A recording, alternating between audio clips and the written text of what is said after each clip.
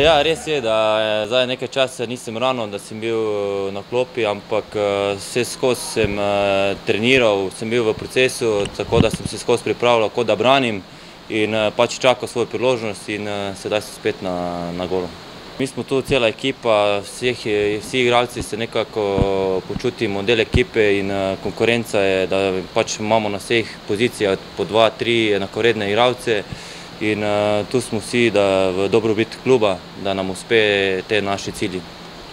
Ostalo še nam je 6 tekem, mi gremo tekmo po tekmo, tako da probamo vsako zmagati in potem bomo videli, če je to dovolj za ta naš cilj, ki nam je pač 4. mesto. Koper je dobra ekipa, cel teden se smo pripravljali na njih, imajo kvalitetne posameznike, vendar imajo tudi neke slabosti, ki jih bomo probali izkoristiti in pričakujem eno zanimivo tekmo. Nevarnosti so njihova individualna kvaliteta, ki pa smo pripravljeni na njih.